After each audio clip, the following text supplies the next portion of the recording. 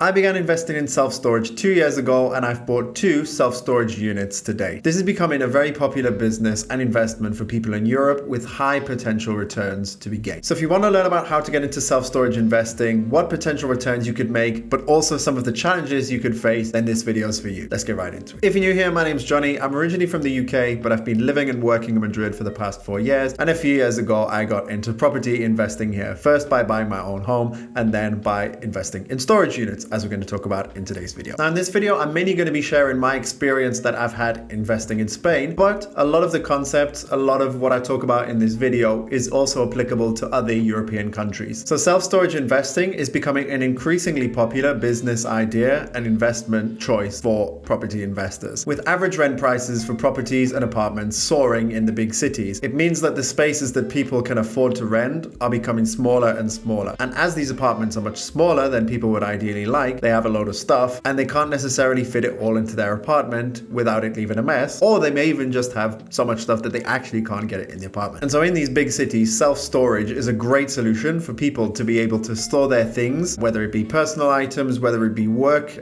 tools, documents, whatever. There's loads of different things that you can use self-storage units for. It's a much more affordable way for someone to be able to live in a big city, pay their rent, and also keep their stuff somewhere without having to, pay for extra space in an apartment that is maybe too big or that they can't afford. A self-storage unit in this instance would come in very handy for someone. Of the total demand for self-storage in Europe, Spain actually comes in third place, accounting for 10% of the demand, behind France in second place, which accounts for about 11 and 12%, and in first place, accounting for 38% of self-storage demand across Europe, is the UK. It's estimated that of the total self-storage space that is available in Europe, 85% of it is occupied, and self-storage as a business is expected to grow by about 4% annually up to 2026, by which time it will become a 4 billion euro business. So you can see there's possibly a great opportunity that can be explored here if you're interested in getting into the self-storage investing space. And it's great because the barriers to entry for investors are pretty low. You can get started with about 10 to 20 grand of cash. You don't need debt financing necessarily to do this. You can take out a personal loan if you want, but if you do so, of course, run the numbers and make sure that the cost of debt is worth the return that you're getting on your investment. There are very low maintenance and fixed costs, particularly if you own just a few units here and there, then the maintenance costs and the actual maintenance that is required is very, very low, because it's not like a residential property where lots can go wrong. No, a storage unit is pretty much just a room with a light, maybe some ventilation where you store things. Speaking from the perspective of Spain as well, the laws regarding renting out of storage units is much less strict than laws for, renting out a property as well. So if someone doesn't pay you the rent, then it's much easier to get rid of them. And there are much fewer legal constraints as well when it comes to these contracts. And as I mentioned at the beginning of the video, you can get a pretty good return on investment for your money if you do it right. A source called Gloval says that you should at least expect around a 5% return on investment, and you could get as high as 7 or 8% return in bigger cities as well. I'll share my return on investment as we get through the video. All of the good things that I just mentioned there pretty much sum up the experience I had with the first storage unit that I purchased, which is in a central neighborhood in Madrid. I bought it back at the end of 2022 for around 7,000 euros. It's in a busy neighborhood where there are a lot of people, a lot of apartments, a lot of businesses as well. And so within 3 months, I was able to find a tenant to rent a storage unit to, and that tenant has been there since February of 2023. And thanks to the fact that there's still not a comunidad, a group of owners set up, I don't need to pay communal charges for the time being. So any money I make from this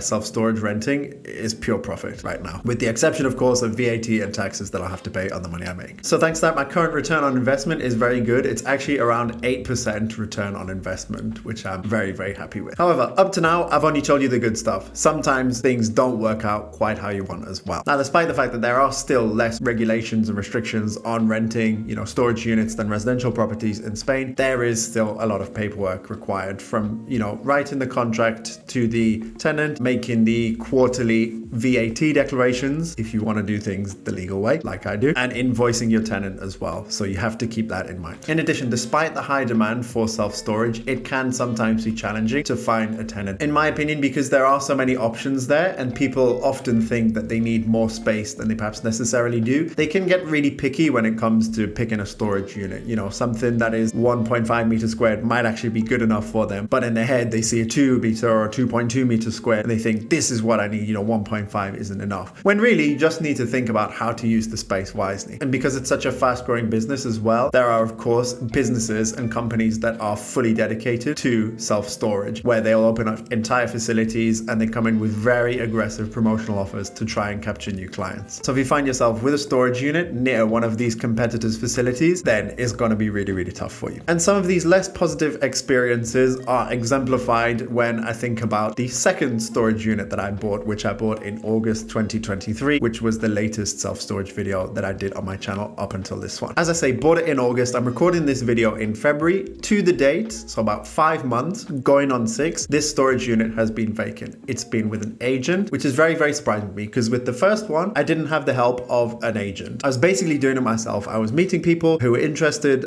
showing them the storage unit, and then eventually found it that way. Now I've got like an actual professional working on this who knows the building, because they worked with the developer, took care of like all of the sale of the units and renting them out as well. But for some reason, mine's still not rented, and is the only one that has not been rented today as well. Now on one hand, if you watch the video of the previous storage unit, you'll see that this area is more residential than kind of a busy area like the first one is in. So in that sense, you know, people in that neighborhood may be looking to buy more than they're looking to rent, and maybe people have bigger apartments, so there's less demand. So maybe that's a mistake on my part. What I don't find acceptable, however, is the fact that the agency are just not picking up the phone to me when I ask, just giving me the same response that, you know, no one yet, a couple of people have come, it's too small for them. They've said that to me a few times, the same excuses, and then one time I called and the one was like, well, you know, it's coming towards the end of the year, people don't want to spend money on this kind of thing, with the elections and everything. I was like, how does the elections affect people renting a storage unit? Anyways, you get the point. Very disappointed with the performance of the agent. Thinking about getting a new one, probably should have got one quite a while sooner, because here, unlike the first one, an actual comunidad, like community of the property owners, has been set up, and there's communal charges that are being paid on a monthly basis. So I am literally losing money on this investment because there is no money coming in. And honestly, if it weren't for the first storage unit that I have right now, which is basically keeping everything profitable and afloat, then I would be really disappointed with how I've done so far to date, mainly because of the performance of this second one. So I really hope that I can get that sorted. So what are the key lessons that I've taken away from my investing experience with storage units? Well, the first is that the same strategy doesn't necessarily work in the same place. Like for example, the first storage unit I bought was quite small, but because it's in a busy area with a lot of people, a lot of businesses, a lot of apartments, and for that reason, I think it's been much easier to find a tenant and get it rented than the second one, where I also bought a pretty small storage unit. But as I say, the demographics of the neighborhood are quite different to the first one. So you really got to know your area, like who lives there, who could be a potential tenant for the storage units that you're getting. I think as well, what I've learned is as well that really having different size storage units available is key if you want to be able to be competitive and offer something to someone. Because if you've only got 1 or 2 small units and someone asks if you got anything else to offer, you're pretty much out the game. They're going to look somewhere else. So maybe having a small one, you know, like smaller than 2 meters squared, then 2 to 4 meters squared, like a medium one, and bigger than 4 meters squared as a big one. If you're able to offer one of each of those, then you pretty much can satisfy like anyone's needs. And I think what I've learned as well, which of course nobody has any control over, is that luck definitely plays a factor. You know, in a positive way, luck has helped me become very profitable in one unit. And on the other hand, luck has unfortunately meant that my second unit has gone almost 6 months without being rented out. But I think a lot of the decisions that you make as well around investing will determine whether your luck is good or whether your luck is bad sometimes as well.